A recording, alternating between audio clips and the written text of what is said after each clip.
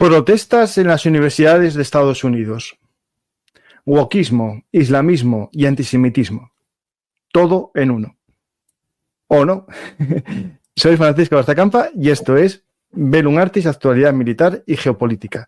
Hoy vamos a hablar de la serie de protestas en diversas universidades de Estados Unidos en contra de la campaña militar, ocupación militar, invasión militar israelí en Gaza.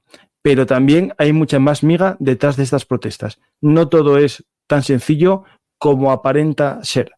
Vamos a hablar hoy de lo que sucede en los campus de Estados Unidos, pero quién sabe si dentro de poco lo veremos en otros campus universitarios en todo Occidente. Comenzamos el programa con nuestro amigo Nacho Montes de Oca, con el que ya hablamos hace tiempo sobre este tema. Y habíamos hablado en profundidad de la relación entre universidades de ciertos países árabes con ciertas universidades de Estados Unidos. Y todo esto puede ser o se puede vincular a lo que vamos a hablar hoy sobre wokismo e islamismo. Algo que nos puede parecer extraño y que vaya de la mano, pero no es así, como ya os explicamos ya hace unos meses. Hola Nacho, ¿qué tal? ¿Qué tal? Buenas tardes, ¿cómo estás? Bien, bien, aquí como siempre la actualidad nos supera, ¿no? Ya sabes que estoy todo el día con la historia, pero de vez en cuando quiero datar la actualidad para explicarla y comprenderla especialmente yo, ¿no? Por eso me gusta profundizar en temas de actualidad y qué mejor que tú, Nacho, con tu magnífico Twitter, que haces unos hilos magníficos explicando la actualidad en profundidad. Y ya hace tiempo hablamos sobre esto y hoy, Nacho, siguiendo tus hilos de esta semana sobre las protestas universitarias, dije, voy a hablar con Nacho que venga aquí a Velum Artis. Espero que bien en Argentina. Gracias. Sí, a ver, no es que el tema no es importante solo porque sucede en Estados Unidos y es el país más grande o más poderoso del mundo, sino porque marca una tendencia, algo que está sucediendo y otro tipo de conflicto, otro tipo de manera de gestionar el conflicto vinculado a lo que se llama la guerra híbrida. Vamos a empezar por lo primero, no es un fenómeno que esté asociado solamente a los Estados Unidos. Lo segundo, es un conflicto en curso.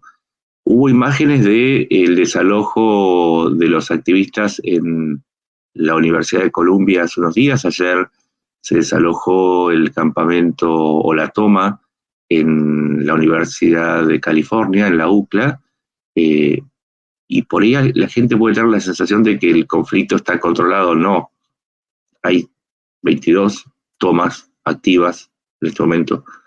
Entonces, eso por un lado. Por otro lado, no es que están pidiendo por el fin de la guerra en Vietnam. La realidad es que es un conflicto muy extendido, muy virulento, que se produce en el momento en que hay elecciones en Estados Unidos y podría tener influencia en el resultado electoral, o por lo menos en las políticas de Estados Unidos antes y después de las elecciones. Por lo tanto, no podemos decir que es solamente un fenómeno universitario o propio de Estados Unidos, porque el peso de Estados Unidos es relevante. Y lo tercero, hay que aclarar, porque, y lo voy a decir, yo sé que suena despectivo, pero es realista. Así como existen los eslavos del altiplano que están a favor de Putin, también hay cowboys de los Andes que creen que desde nuestros lugares latinos podemos influir en las elecciones, y se toma con un fanatismo tremendo cada asunto que sucede en Estados Unidos. En esto no tiene nada que ver Trump y Biden. Es un asunto estatal. Los que reaccionan o no reaccionan son los gobernadores, y sucede en estados republicanos como demócratas. Es un problema que tienen todos los partidos. La única injerencia que tiene el gobierno sería a través de la aplicación de las leyes federales, o en el caso de que se detectara la presencia de agentes extranjeros influyendo en los asuntos internos de Estados Unidos a través de las universidades. Aún así, si se tratara de una cuestión de leyes, tiene que ver con el Congreso, donde hay mayoría republicana, y tendría que negociar el presidente demócrata con la mayoría republicana algún tipo de sanción, algún tipo de ley para profundizar las existentes pero no es Trump o Biden, por favor, o sea, dejen de decir que esto es porque Biden es débil, empezó antes de Biden, o porque Trump va a solucionarlo. Inclusive Trump no podría solucionarlo. Porque de hecho, se complica más todavía, Nacho, porque incluso las universidades tienen su propia independencia. Es decir, Estados Unidos, al igual, por herencia europea, la universidad tiene su propia policía. Yo me acuerdo cuando estuve en Estados Unidos, en Boston, tenía la Universidad de Boston su propia policía y sus coches patrulla distintos a la ciudad. Y eso es algo que autonomía universitaria. Y tienen que, digamos, ellos autorizar la entrada de la policía estatal. No es tan fácil, no pueden entrar. Sí, por eso, porque ya es un problema suficientemente complejo como para inundarlo además con nuevas ideologías. Y sí, hay injerencia extranjera.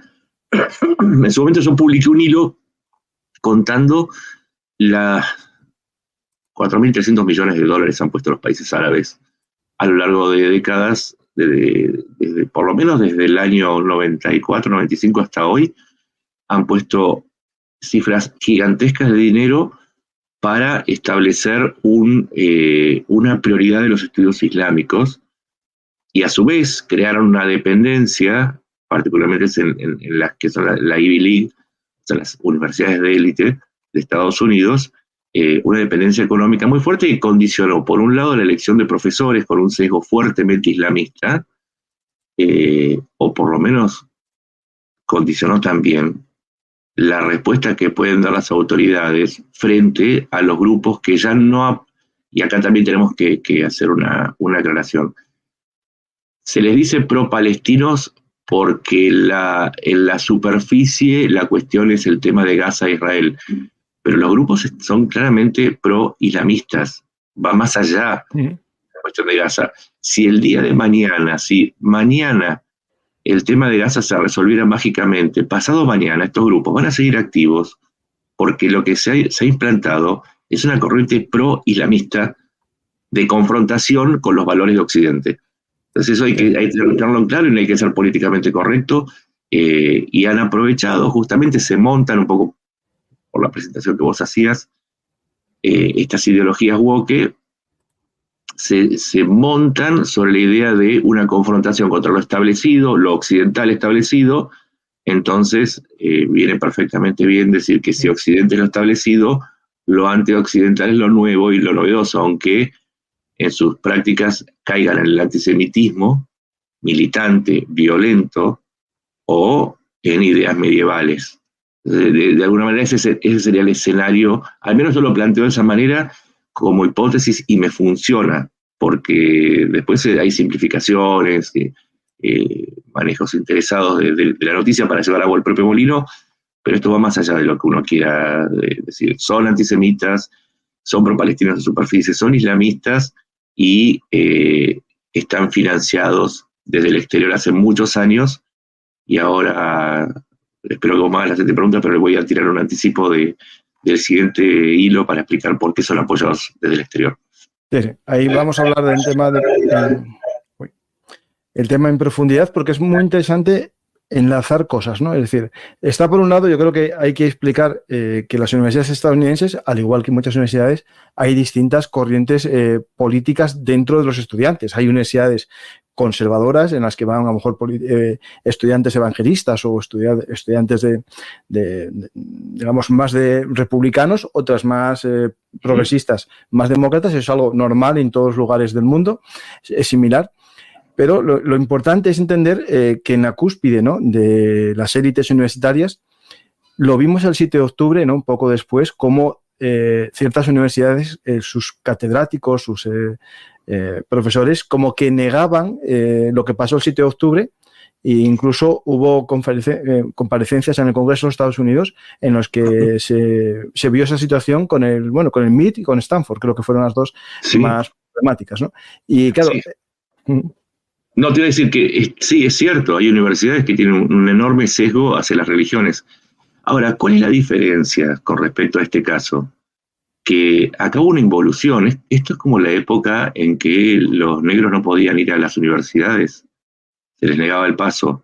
En este caso en particular, y que no se da ni con los ultraconservadores de ni con ninguna otra religión, es que los activistas estaban no solamente prohibiendo el paso a los estudiantes judíos, cosa que no se dio en otras corrientes, ese es un diferencial importante, y además empezaron a atacar físicamente, a agredir físicamente, y a tener discursos de odios en los que directamente negaban no solamente la existencia del Estado de Israel, sino que llamaban a un nuevo genocidio de los judíos. Entonces es una diferencia tremendamente importante, porque yo no tengo noticias que alguna, no sé, un grupo muy poderoso son los evangélicos, pero los evangélicos no están pidiendo que en las universidades donde tienen predominancia, los católicos o protestantes no se les permita acceder, por ejemplo, a la biblioteca o o lo mismo a las aulas. Entendamos que hay una diferencia muy importante en la radicalización de estos grupos, que son de por sí muy violentos, muy, muy violentos. Se han convertido los woke, les han variado el discurso que venían de pedir, no sé, luchar por los pronombres o por cuestiones sexuales, a un discurso militante violento. Y esto es gravísimo, es muy grave.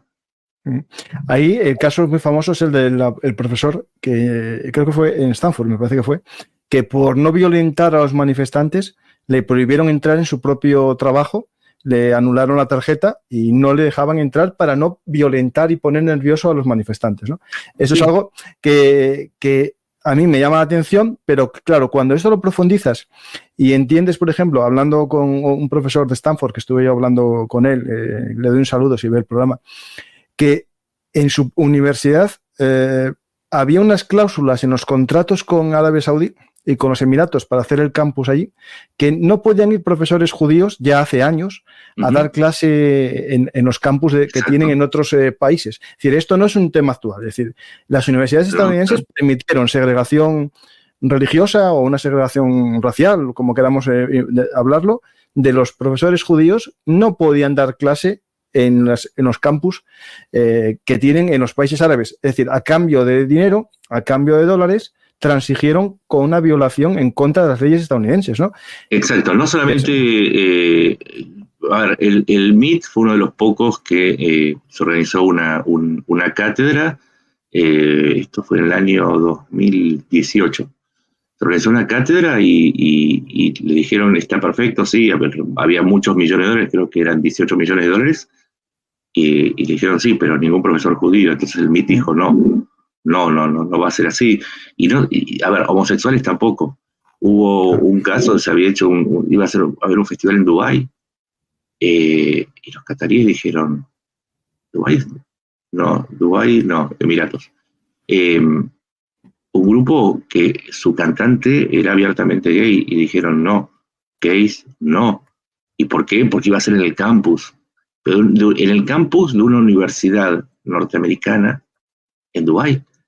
Entonces, si vos, y esto es importante también entender esto, lo que sucede en las universidades norteamericanas, esto no es esnovismo, esto es porque tienen influencia, es decir, hay un efecto de copia en el resto del mundo.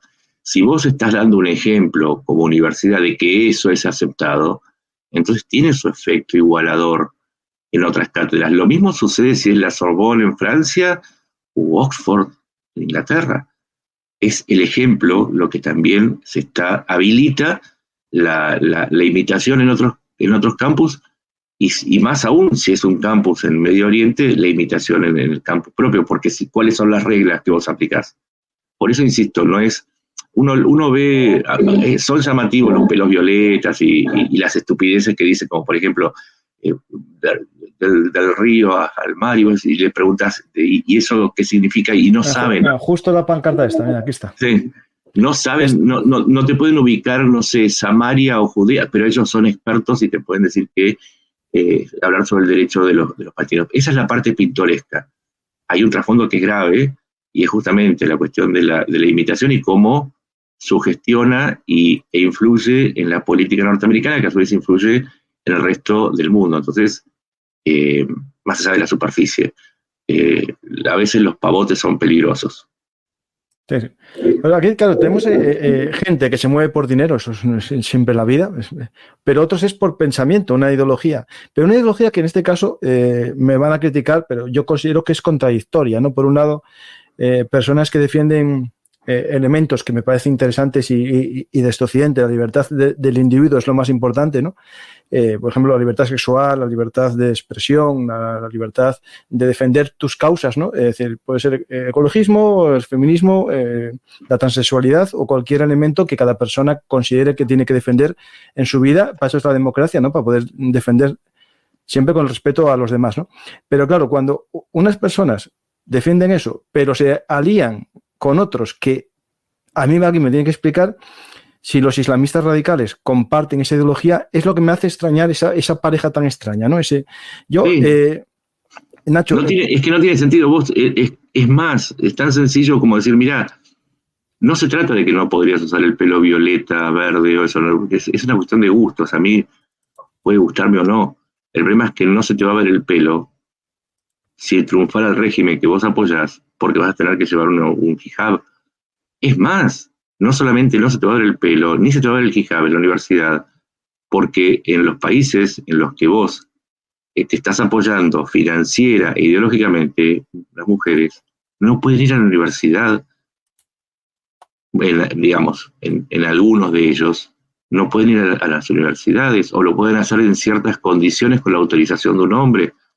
Entonces, sí, no solamente hay una contradicción, no solamente por el lado de la libertad sexual, que es probablemente uno de los logros más grandes que tiene Occidente, que digámoslo, antes también era habitual en la esfera musulmana hasta que se impusieron los grupos más radicales. Por ahí ni ellos saben que en algunos países musulmanes, como por ejemplo en Irán, no está prohibido ser homosexual, sino decirlo. Por ahí no lo saben. Pero es que no saben, el problema es que no lo saben, es que hay gente que es muy bruta y que el discurso se está imponiendo en las universidades, que se supone que son la cuna de la razón y del conocimiento, y haya gente tan bruta en las universidades. Es preocupante para todo Occidente, porque no es que se repite solamente en universidades de Estados Unidos, se repite en universidades de Europa y de América Latina. En Argentina también tenemos gente poniéndose la cufilla, el pañuelo palestino, sin saber que las condiciones que están pidiendo que se reproduzcan acabarían en 2 minutos con su presencia en las universidades. Entonces, ese es el problema. Es algo mundial. No solamente se exporta rock and roll desde Estados Unidos, también se exportan ideas. Sí, sí. No, el tema es que es complejo, ¿no? Cómo él mismo a lo mejor critica, qué sé, la presencia de unos cristianos rezando el rosario en esa universidad y participan en una oración simulada, porque en estas oraciones que había un imán rezando, se unieron personas que no eran musulmanas a rezar, y se ve gente como se pone. Primero, para mí es una falta de respeto a una religión, por una ideología política, meterte a imitar que estás rezando es una falta de respeto. Pero en el fondo es también algo extraño, ¿no? Porque claro, no saben lo que están haciendo, es una sumisión, ¿no? A ver, es decir, es muy extraño. Si hubiese una misa en un país con mayoría católica, no sería problema en tanto se permita también un rezo de cualquier otra religión. O sea, en la variedad está la belleza. La naturaleza es variada, y la tolerancia, un valor de la naturaleza. Aún en un país, ponele que te ofenda, te das media vuelta y te vas. Ahora, lo grave es el contexto, porque a veces el insulto depende del contexto. Nosotros los argentinos, yo te puedo decir, che, boludo, contame cómo andás. Y es una forma coloquial. Ahora si te digo, sos un boludo, te estoy insultando. Es el contexto lo que importa. Con el mismo razonamiento uno tiene que entender que ese acto, en el momento en que ocurrió la masacre del 7 de octubre, por parte de grupos que reivindican a Hamás, ese rezo es insultante y es agresivo. Hay que ponerlo en contexto. Ahí hay que entender que la tolerancia y el insulto tienen mucho que ver con el contexto. Yo puedo ser tolerante en un ambiente de tolerancia. Ahora, si me pedís que sea tolerante con la paliza de un hombre a una mujer en una calle de Kabul, te voy a decir, no soy tolerante, me parece una burrada, como si sucediera en cualquier lugar del mundo. Ahora, no es lo mismo una paliza en un lugar que en otro. En unos lugares legal o no. El problema es moral. Y el problema moral tiene que ver con el contexto. Claro, el problema es que pero hay gente que justifica que en un lugar suceda porque, bueno, son sus costumbres, básicamente. Claro. Esto lo digo porque yo lo oí a gente, ¿no?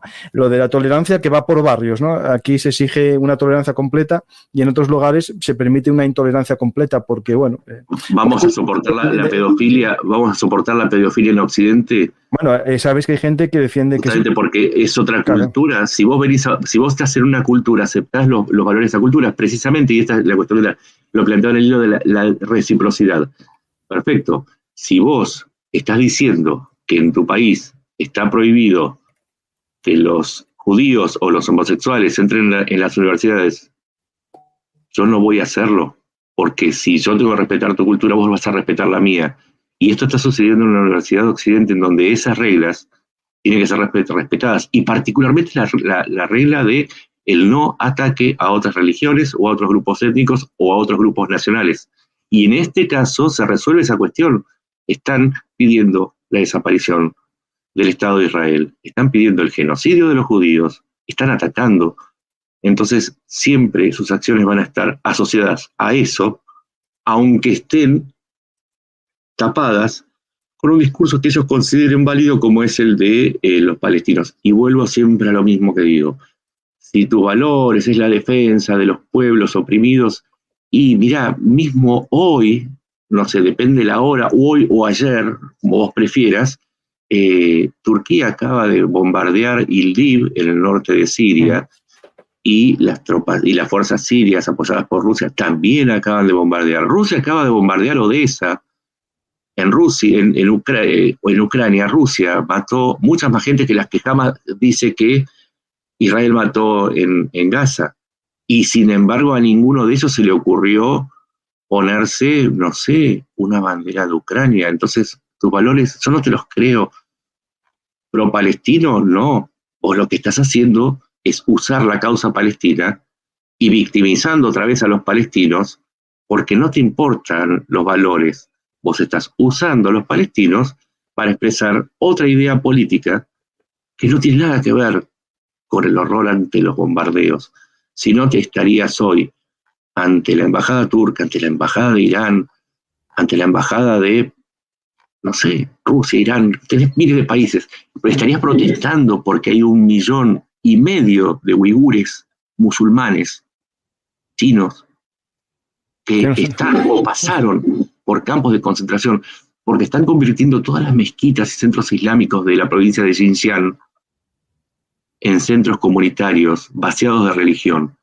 A vos no te importan los palestinos, a vos lo que te importa es demostrar tu ánimo antioccidental, o si se quiere algún tipo de patología que pasa más por la psicología, pero no por la política. Entonces, también cuando me dicen, no, vos estás en contra de los palestinos, no, justamente, si querés defender a los palestinos, tenés que ir en contra de los que lo usan también para hacer su negocio político y que lo usan como combustible para su maquinita de odio.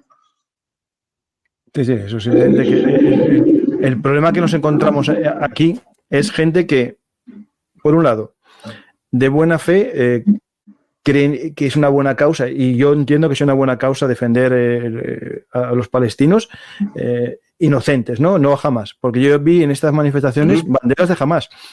Lo que no sé, si la gente que lleva esa bandera Hamás sabía lo que era, o desde mi punto de vista, porque no tenían pinta de más bien de woques, no eran, porque en estas manifestaciones se ve también gente con barba, gente más con apariencia a lo mejor más... Eso es importante decirlo, sí. No son solamente estudiantes.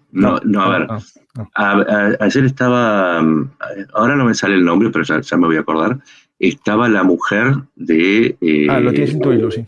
De un ex, es uno de los que participó en la fundación de Hamás. Estaba la mujer apoyando la toma en Colombia. Este señor, que no me acuerdo el nombre, pero vos me lo vas a dar, fue expulsado de Estados Unidos, fue expulsado hacia Turquía, por ser parte de una red de financiamiento que se desmontó a partir de los atentados del 11 de noviembre, se empezó a investigar, había una red, Al-Shahab se llamaba, o Al-Shabaab, que financiaba, o sea, buscaba fondos, y finalmente terminaron en organizaciones terroristas. En este caso era de la Yihad Islámica Palestina, que después terminó siendo la Yihad Islámica iraní. Ahí está, Al-Arian, Sami Al-Arian. Y no solamente eso, sino que el señor... Será de mayor, de esos que estudian de mayores. Exacto. Es un palestino nacido en Kuwait, que participaba en la red de financiamiento del terrorismo internacional, amparado por Irán. Hoy está exiliado en Turquía, en donde sigue dando clases. Él daba clases en la Universidad de California, en Berkeley, California, perdón, Universidad de Berkeley, California. Y él era parte de una red de Hamás. Entonces, si la mujer está ahí y él se congratula con la aparición de la mujer, esa mujer no es estudiante ni es profesora. O sea, y se han detectado, hay varios grupos. El principal de todos los grupos es los Estudiantes para la Justicia por Palestina, el SJP. El SJP, y esto lo voy a publicar en un hilo, cuando uno va a las fuentes de financiamiento, encuentra que hay instituciones vinculadas al financiamiento de Hamás en Gaza. O sea, comparte fuentes de financiamiento con Hamás en Gaza. De la parte del SJP fue fundado por Hatem Bassian. Hatem Bassian es un hombre que desde el año 90 y... La última vez que... Sí, el último rastro que encontré estaba llamando a una intifada en Estados Unidos, un levantamiento pro musulmán en el año 98. O sea, esto viene de lejos. Ese señor fundó el SJP y fundó también la Asociación de Estudiantes Musulmanes en Estados Unidos, que es otro de los grupos que está vinculado a las marchas, que excede a los grupos universitarios. El SJP tiene 25 sedes en las universidades, justamente en todas las universidades donde hubo tomas. El AMP tiene también sedes en 12, y estos grupos están formados por gente que no son universitarios, por más que se llamen Estudiantes por la Justicia de Palestina. Tiene un grupo de apoyo por fuera que recibe financiamiento de las redes musulmanas asociadas a la misma vía de financiamiento de Hamás y de otras organizaciones palestinas, no solamente en Gaza, sino también en Cisjordania, en Líbano y en Siria. Y estamos hablando de redes que mueven varios cientos de millones de dólares. Entonces, cuando uno empieza a seguir esa línea, empieza a descubrir que no es solamente una red de estudiantes, hay mucho más detrás, y justamente me parece que lo que se montan es sobre esta idea de que todo es válido cuando se trata de combatir una causa que ellos consideran justa, pero que tiene que ser vendida como justa, pero que a su vez se montan sobre otra idea, que es la de la inmediatez y es algo muy propio de esta cultura, que es la falta de información. Si vos podés vender una causa como justa, es porque ocultás la información detrás. Si vos ocultás la información detrás, entonces no vas a mostrar el trasfondo del conflicto. Entonces podés posicionarte de una manera muy posmoderna y decir, sí, yo soy pro-palestino, pero cuando le sacás un poco la cáscara, te das cuenta que de palestinos tienen muy poco, y de odio y de islamismo extremo. Porque hay que decirlo también, no todos los islámicos, hay grupos islámicos que se oponen muy fuertemente a estos grupos en las universidades, dentro y fuera de Estados Unidos, también en Europa, porque lo dicen, están llevando agua para el molino de los grupos más extremos. Entonces hay que también aclararlo. No es una lucha entre culturas, porque me parece tan extremista. Claro, esto hay que recordar que países árabes tienen ciertas relaciones muy, muy cercanas con Israel. En el ataque de Irán a Israel, Arabia Saudí reconoció que había participado, Jordania también. Es decir, no es un tema tan de blanco y negro este mundo. Esto no es un tema no. Es más, uno de los grupos, uno de los sistemas que están usando ahora para financiarse es algo que se llama patrocinio fiscal. Ya después lo voy a explicar en un hilo, pero voy a tener el anticipo.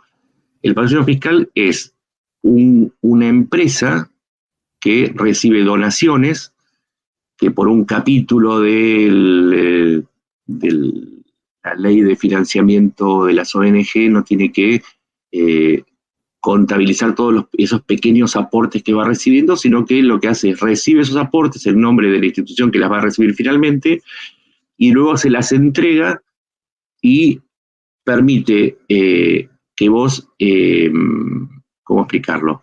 Que vos deduzcas de tus impuestos esos aportes que haces. Entonces son como bolseros de donaciones. Esos bolseros reciben donaciones para grupos islámicos, católicos, evangélicos, lo que fuese.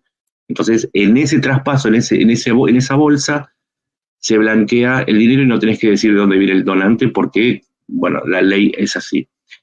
Ahora, hay tres organizaciones que ya están identificadas, que son Fidelity Investment Capital, Network of Good, no God, y United Hands Relief, que son estos tres bolseros. Pero hay una cuarta, y esta es la más interesante, que se llama Westpac. Westpac es, en su directorio tiene un personaje que es judío, pero que es judío pro-palestino, que es Harold Horowitz. Harold Horowitz es un hombre que se declara judío antisionista y por eso apoya a estos grupos pro-palestinos.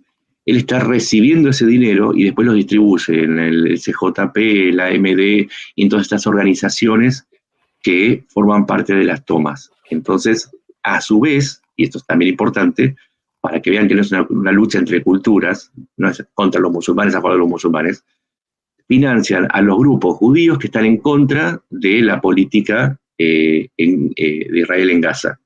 Entonces se ha armado una bolsa ideológica de grupos islamistas y de grupos judíos que apoyan a los grupos islamistas, con lo cual pretenden dar una idea de ecuménicos a los que se le suman después grupos que dicen que no les importa la religión, sino que les importa la política, entonces dan una impresión de coro.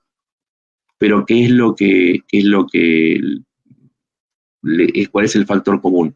Que todos ellos se amparan en una idea pro-palestina o de supuesta defensa de los palestinos para expresar ideas políticas. Y vos recién pusiste algo que está este partido de la liberación socialista, que sería la pata política de la izquierda, y ahí sí entramos a los woke, que es, digamos, es la cuarta pata que nos faltaba. Ya tenemos a los islamistas, tenemos a los judíos anti-Israel, tenemos a los woke puros, que nada, hasta depende del veganismo hasta el cambio climático a través de la lucha contra Israel. No sé cómo, pero no importa. Y la cuarta pata es un grupo de izquierda que está activo desde hace ya bastantes años, que pretende la idea de, lo llaman de FAN, que es desfinanciar a las universidades de aquellos fondos que ellos consideran que son o imperialistas o pro-Israel o lo que fuese, para pasar a un modelo de universidad pública que deje de hacer que el actual sistema que es caro de funcionar, y de los patrocinios, que para eso tiene que pasar a ser una universidad pública. Tienen ideas de izquierda, proponen la llegada del socialismo a Estados Unidos. Nada, un emplaste es como, no sé, es como proponer orgías en los Emiratos Árabes Unidos. No va a funcionar, vos sabés que no va a funcionar, pero va a llamar la atención. Así que estas venían a ser las cuatro patas, y el sistema de financiamiento, que lo voy a contar supongo que este fin de semana, si lo termino a tiempo, sí, hay presencia de grupos, de los mismos grupos que financian a Hamas, ya sea directamente a la organización terrorista o a través de su gobierno en Gaza. Son los mismos que están financiando las tomas en las universidades, o por lo menos a los principales grupos que forman parte de la toma de las universidades. Ahí sí es un asunto federal, pero es un asunto que recién ahora está empezando a evolucionar. Claro. Esta es una imagen que puede ser muy llamativa de lo que pasa en las universidades estadounidenses, ¿no? Os voy a poner una escena en la que se quiere quitar la bandera de Estados Unidos del mástil para poner una palestina. Y estos son estudiantes judíos que defienden la bandera estadounidense, ¿no? Es muy interesante esta división. Hace poco... Es que es absolutamente racional, porque justamente ahí está claro. la idea del internacionalismo, que a su vez enlaza, a ver, uno de los frenos que vos tuviste siempre para los integrismos, tanto políticos como religiosos como étnicos, fue la idea de la defensa de los valores nacionales, pero también la estructura nacional, es decir, las leyes. Pero si vos te pones por encima del Estado nacional y decís que tu lucha, tu causa y tus reglas están más allá del Estado-nación, entonces estás sorteando, al menos retóricamente, todos los impedimentos, no solamente legales, sino también morales y de sentido común, que hasta ese momento te pueden frenar para poder poner como legítima tus expresiones, por decirlo de alguna manera. Entonces, lo que están haciendo es ir más allá del Estado-nación como estructurante para crear una idea de internacionalización o de globalización, ¿sí? Pero lo curioso es que algunos grupos ultraconservadores que comparten esta idea de que Occidente es decadente y que por lo tanto hay que volver a un orden casi medieval, terminan, aún siendo nacionalistas, compartiendo esta idea con los grupos globalistas, siendo que los globalistas están en su agenda de enemigos. Es muy extraño lo que está pasando. Es extraño, es preocupante, pero lo que marca en el fondo es la profunda crisis que atraviesa Occidente, que no está encontrando herramientas para responder al desafío que presentan estos grupos, pero a la vez estos grupos son la expresión de un descontento muy fuerte y una falta de respuestas. Y se quiere, es un desafío para el mayor interrogante. ¿Tienen las democracias de Occidente la capacidad de ejercer la autoridad en el nuevo escenario que se planteó a partir de la crisis de la pandemia y la crisis económica generada por los conflictos de Ucrania, Medio Oriente y otros?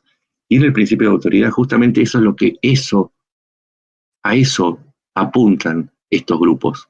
Y el otro, y si se quiere, vos que te gusta la historia, esto también se dio en un momento muy particular con los hippies y la crisis del petróleo. Sí, sí. Año 73. Y también tenía por epicentro lo que sucedía en Medio Oriente. Y también en esa época hubo expresiones muy fuertes en contra de los judíos. La historia se está repitiendo. Hay un principio de la psicología que dice que vos repetís los errores hasta que aprendés a tramitarlos. Pero primero tenés que admitirlos. Recién ahora, cuando los gobernadores decidieron intervenir y dejar esa contemplación o el uso de estos conflictos para la carrera electoral, recién ahora empieza la admisión del problema. Ahora hay que trabajar en el diagnóstico un poco más certero y decir, bueno, no solamente existe, sino que quiero ver cuáles son los orígenes profundos de estos que no son más que la expresión de algo más profundo. Ahora hay que encontrar eso profundo y bueno, le vamos a dar una mano contando de dónde viene la enfermedad, cuáles son las prácticas que generan la enfermedad. No, es un tema muy complejo porque, claro, las universidades estadounidenses dentro de poco comienzan las graduaciones. Bueno, en algunas ya hubo, me parece. Y el miedo que tenían muchos es que esto afectase a los actos de graduación, ¿no? En Colombia claro, están suspendidas. En la de California están suspendidas. En varias están, y justamente está bueno eso porque son pequeños detalles.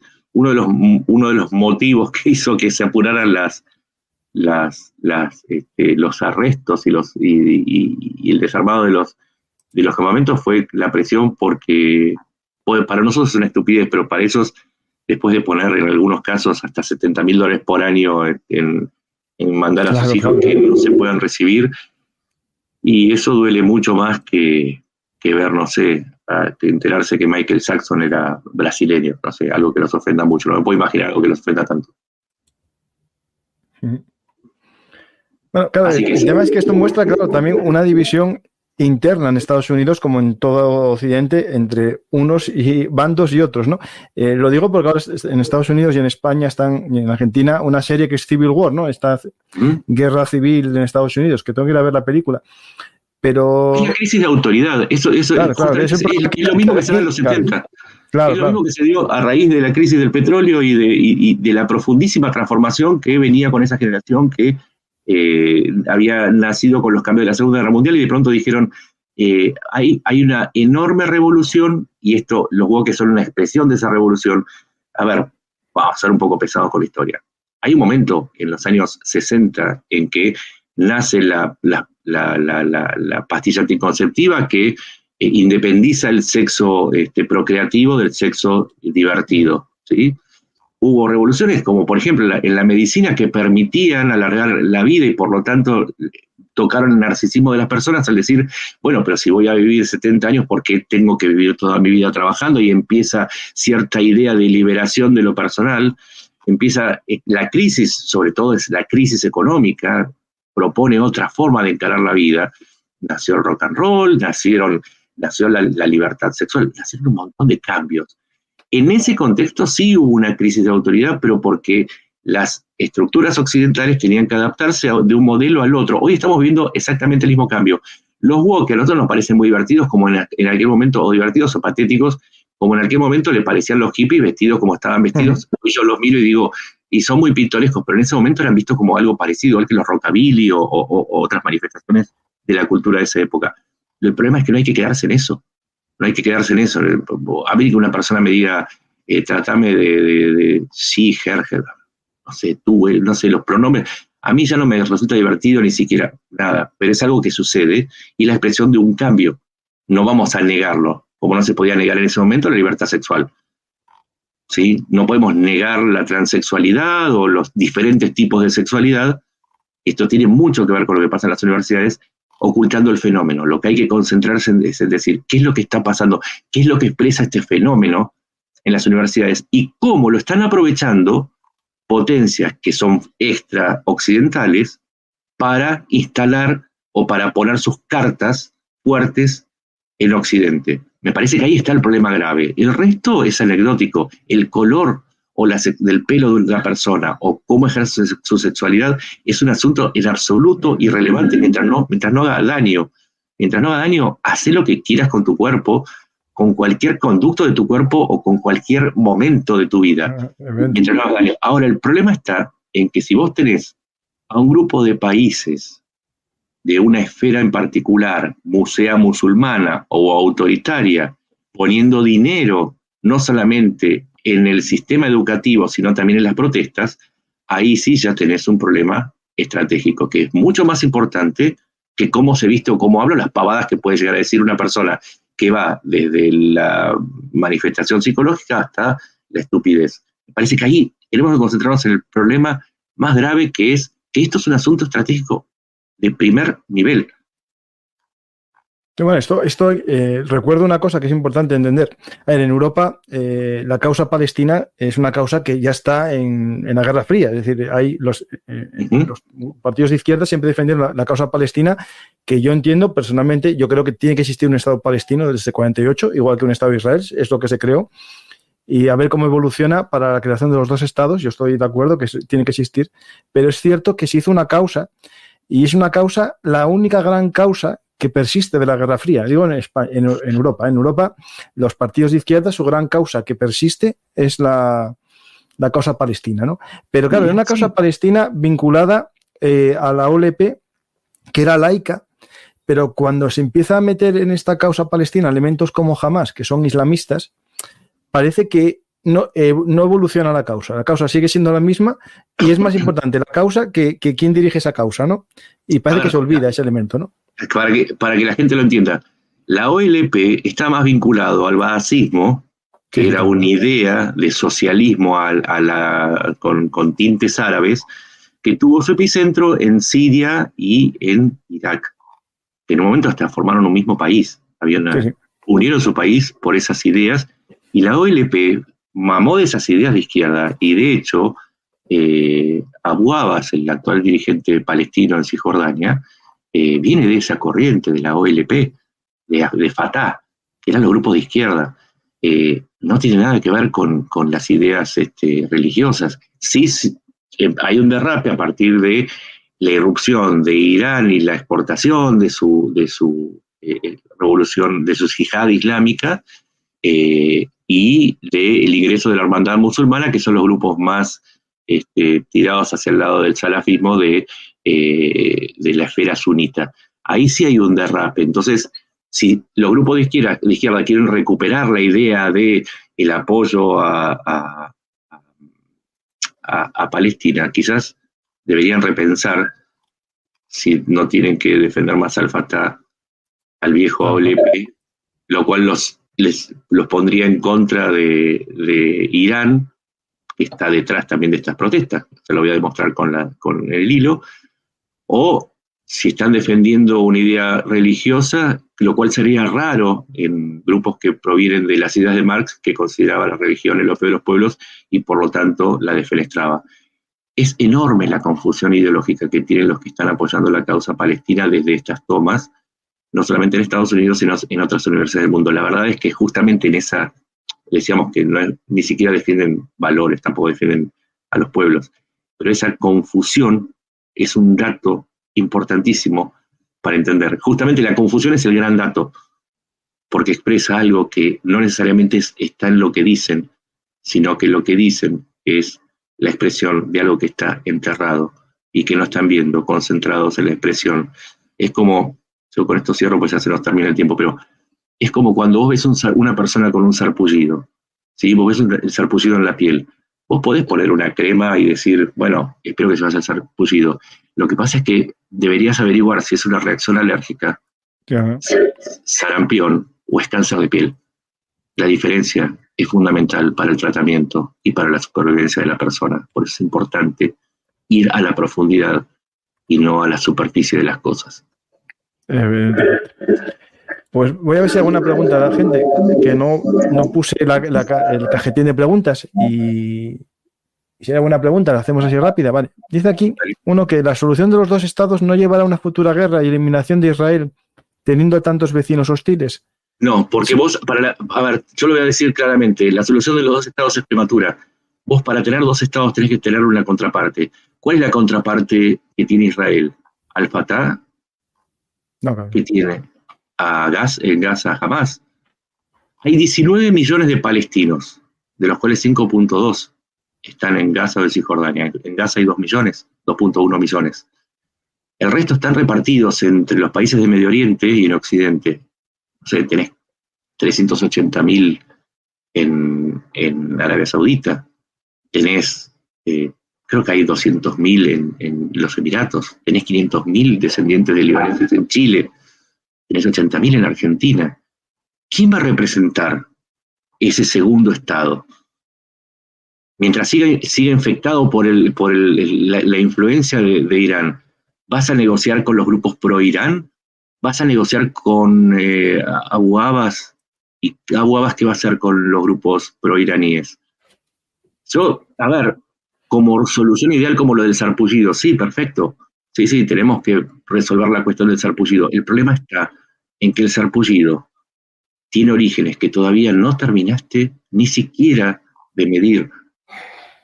Hablar de la solución de los dos estados es absolutamente prematuro. Decime cómo va a ser con el resto. Y lo último, ¿y los 2 millones de descendientes de palestinos que vienen a Israel? Sí, que a lo mejor está más a gusto en Israel que en otro sitio. Exacto. Entonces, sí, como consigna, por eso decía, nos quedamos en la superficie de las cosas. La consigna es buenísima. 2 estados. Ahora, ¿con quién? De un estado ya sabés que es Israel. Y del otro, ¿con quién vas a hablar? Hay que ser realista, aunque sea pesimista. Sí. Pues vamos a ir fijándonos en esto, porque esto hay mucha amiga detrás. Esto no es...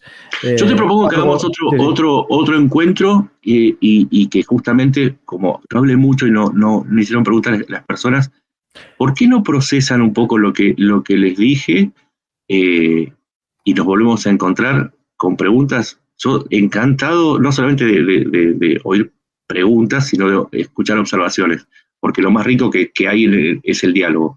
Con hablar, yo hablo de lo que sé, así que no aprendo nada si hablo. Así que me gustaría también saber qué es lo que piensan los demás. No, hay preguntas. Hay una pregunta que es si hay más protestas en más universidades del mundo que Estados Unidos. Yo sé que en Sorbona se intentó ocupar. Aquí en España no está muy tranquilo. Sé perfectamente que en los campus esto existe. Hay que distinguir. ¿Es manifestaciones? Claro. Sí, manifestaciones hubo en todo el mundo. Y en América Latina te puedo decir que hubo en Chile, Argentina, Brasil, Colombia y México. Esas son las que yo detecté. Hubo en todos los países, casi todos los países de Europa. Yo nombré la Sorbona, pero también hubo en Alemania, hubo en Bélgica, hubo en Gran Bretaña. Protestas las más fuertes son... perdón. Tengo otra entrevista. Protestas hubo, las más fuertes están en Estados Unidos y en Francia. Ahí sí la situación se volvió violenta. Sí. Pues Nacho, no te robo más tiempo, que ya me dijiste hoy que tenías una cantidad de entrevistas en distintos medios. Por lo tanto, muchas gracias, Nacho, y te cojo el ofrecimiento, ¿eh? No te preocupes, que te llamaré cuando yo tenga un hueco para hablar. Y sobre todo... Sí, y es que es importante esto, porque estamos hablando de la falta de diálogo y de la gente que habla y no escucha. Justamente volvamos al contacto y que esta vez hablen los demás, porque siempre es mejor dialogar que aceptar las cosas como se nos entregan. Sí, pues hacemos un programa de los míos de Hablamos, en interrogante, para que la gente pregunte. Pues muchas gracias, Nacho. Y si quieres decir algo al público, aparte de que te sigan en Twitter, que lo digo yo, Nacho Mondeo, que te sigan ahí en Twitter, que si quieres despedirte de ellos con algo.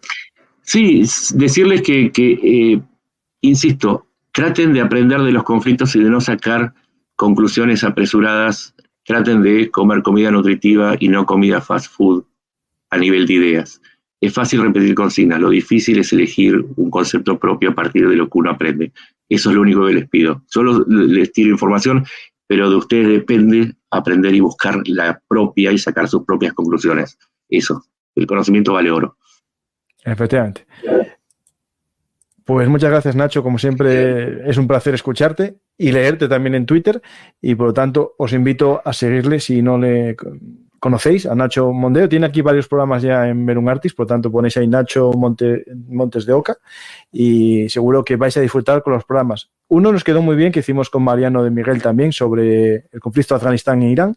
Y nada más, os pido como siempre, si os ha gustado el programa, que deis a me gusta, dejéis un comentario, compartáis en vuestras redes sociales para que más gente descubra Verum Artis, tanto el canal de actualidad que es este, como el canal de historia que os invito a buscar en YouTube. Gracias a todos y hasta la próxima oportunidad aquí en vuestro lugar de encuentro para conocer este mundo tan complejo. Gracias y hasta la próxima.